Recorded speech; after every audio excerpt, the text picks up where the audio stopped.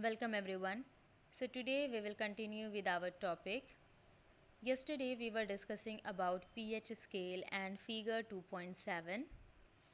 In figure 2.7 you can see that a pH scale is shown and values which is mentioned on pH scale that is also given. And we also discussed that the value from 0 to 7 that is showing the acidic range, and from 7 to 14 it is showing basic range. So this is about the basics of pH scale.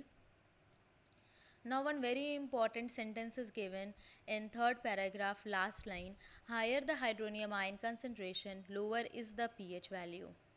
So to understand this, first let us consider higher the hydronium ion concentration. In which kind of compounds we are getting high concentration of hydronium ion? Suppose if you are having any compound, if that compound if you have dissolved in water, that means if you have prepared its aqueous solution and you are getting large amount of hydronium ion or high concentration of hydronium ion, then that compound is said to be strongly acidic in nature, or that compound is said to be strong acid. For example, HCl, H2SO4 and HNO3. We have also discussed about this in the first paragraph if you remember. So if the compound is releasing a high concentration of hydronium ion, then the pH value will be very low.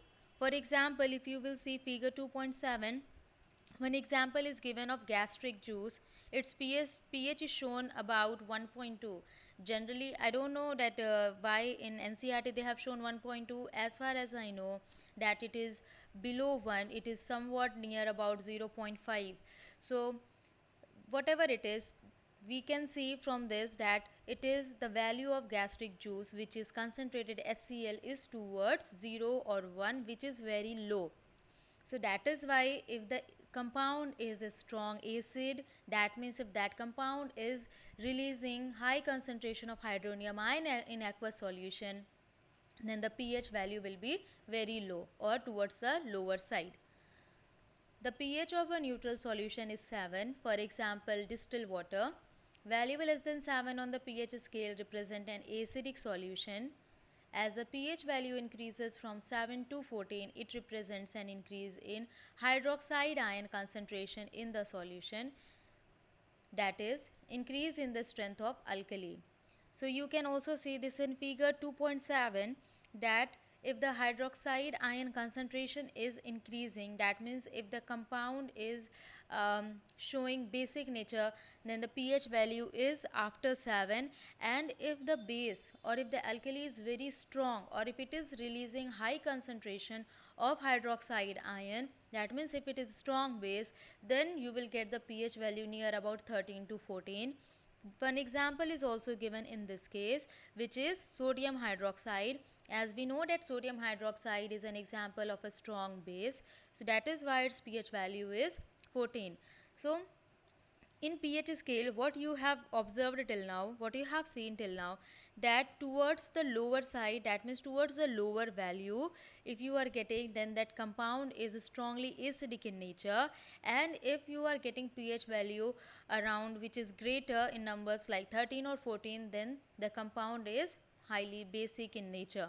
So on the extreme left you are getting um, strong acidic compound, and on the extreme right you are getting strong basic compound. This is just information about pH scale. So here again it is given in figure 2.6. With the help of figure, actually they are comparing high concentration of hydrogen ion and concentration of hydroxide ion. So the blue shaded part is showing concentration of hydrogen ion and the white part is showing concentration of hydroxide ion. So you can see at neutral position, you can see that concentration of hydrogen ion is equals to concentration of hydroxide ion at neutral position, which is pH value 7. Then below pH value 7 you can see that concentration of hydrogen ion is much more as compared to concentration of hydroxide ion, and this is the case of acidic compounds. And at pH value 0 you can see that only concentration of hydrogen ion is there and concentration of hydroxide ion is not at all present. So the pH value range it is showing, or the value of pH 0, it is showing that the compound is highly acidic in nature.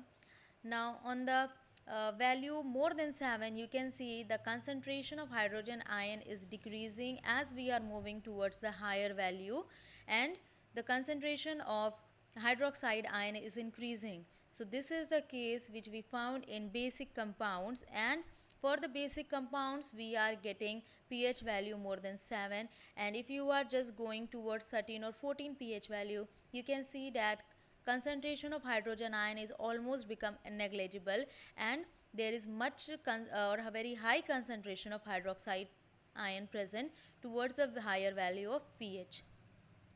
So this is about figure 2.6. Now activity 2.11, test the pH values of solutions given in table 2.2. Record your observations. What is the nature of each substance on the basis of your observations? So with the help of pH scale, you can easily understand about whether the compound is acidic or basic in nature, and apart from that you can also say whether this compound is highly acidic, moderately acidic, or weakly acidic. Same way for bases also you can say the same thing. So there are 10 such solutions given. For that you have to test with the help of pH paper, and then you have to write approximate pH value.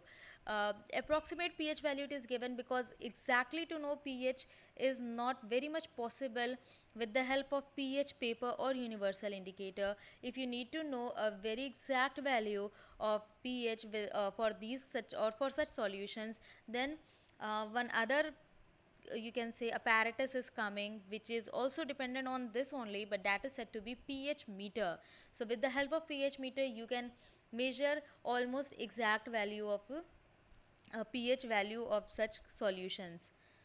Now nature of substance. So nature of substance you can easily write with the help of pH value. Like I said that you can also say not only about the acidic or the basic nature, but you can also say about it is highly acidic or weakly acidic or highly basic or weakly basic. So that is about the nature of substance. Some of the thing you can find in figure 2.7, for example lemon juice, for example 1 molar HCl or 1 molar NaOH. Now with the 1 molar term you don't get confused. 1 molar is showing that HCl and NaOH they are in their concentrated form. Actually 1 molar is the value to find the concentration of acids and bases. So this 1 molar is showing that they are in their concentrated form, and for that also their values are given in figure 2.7. But if you want you can take help to fill this table. You can take help from internet. You can easily get the values of pH values of these solutions, and you can fill this, and once we will do this activity then it will be very much clear to you. Then the last paragraph is given. The strength of acids and bases depends on the number of hydrogen ions and hydroxide ions produced. This we have discussed a lot, respectively. If we take hydrochloric acid and acetic acid of the same concentration, say 1 molar, that means here we have taken two acids, one is hydrochloric acid, the other one is acetic acid, but the concentration of both these acids they are same, which is 1 molar. Then these produce different amount of hydrogen ion. Like I said before when we were just started this topic, that acetic acid when you are mixing in water, when you are preparing its aqueous solution, then what happens that all the molecules of acetic acid they are not dissociating into its constituent ions, as very few or you can say nearly half of the molecule is only dissociating. That is why in case of acetic acid the concentration of hydrogen ion which is releasing is low, and this is the reason that acetic acid is said to be weak acid. Because till now we understand that how we define acids. We define acids as those compound which is releasing hydrogen ion or hydronium ion in their aqueous solution. So if a compound is releasing lower concentration of hydrogen ion, then it is said to be weak acid, for example acetic acid. And if a compound is releasing uh, high concentration of hydrogen ion, then it is said to be strong acid like HCl or HNO3. So what happens in this case, we have taken HCl, we have taken acetic acid, and they both are of the same concentration. But if you are preparing their aqueous solution, then in case of HCl, almost all the molecules which is present, they are dissociating into their constituent ions and they are producing very high amount of hydrogen ion in their aqueous solution. Whereas in case of acetic acid, as it is not showing a large or the large extent of dissociation, that means large percentage of dissociation, as some of the molecules of acetic acid, they remain in their molecular form only. Nearly half of the molecule they are only dissociating into their constituent ions, and that is why the concentration of hydrogen ion is very less in case of aqueous solution of acetic acid, and that is the reason this is considered as weak acid. You will find many other weak acids as well. So it is given this one here, although we discussed it earlier also. Then it is given, then these produce different amounts of hydrogen ions. Acids that give rise to more hydrogen ions are said to be strong acids, and acids that give less hydrogen ions are said to be weak acids. Can you now say that weak and strong bases? Can you now say what weak and strong bases are? So the same concept you have to apply for the basic compounds.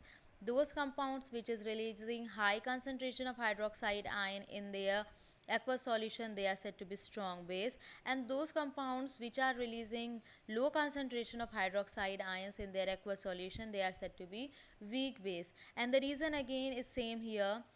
Like in case of strong bases, they are showing almost complete dissociation. That means whatever the molecules you have taken, in the presence of water, they are dissociating into their constituent ions. That is why you are getting high concentration of hydroxide ion. For example, in case of sodium hydroxide and potassium hydroxide.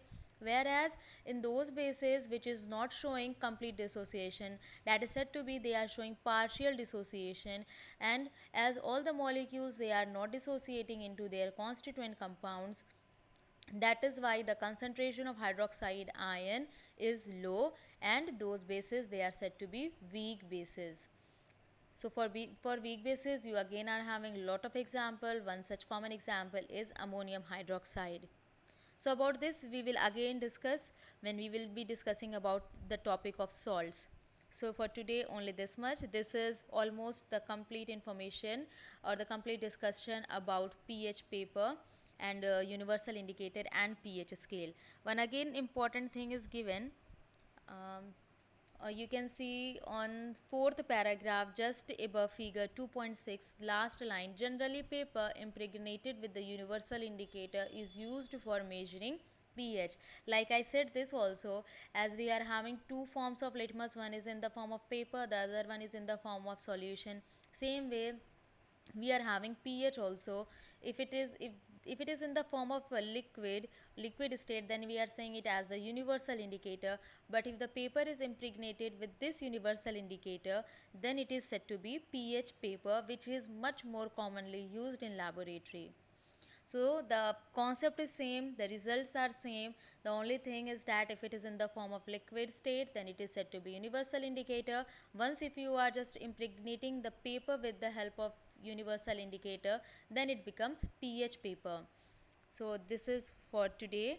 I hope that you understand and you try to fill this table 2.2 by yourself. You will be easily able to do. You have to learn also some of the pH values of certain solutions. I will tell you what are the important one, and this you will also be I think this is one of the activity which we have to do, and for this one activity is also given in your lab manual. If you will get, you will come to know about that also. So thank you so much for today.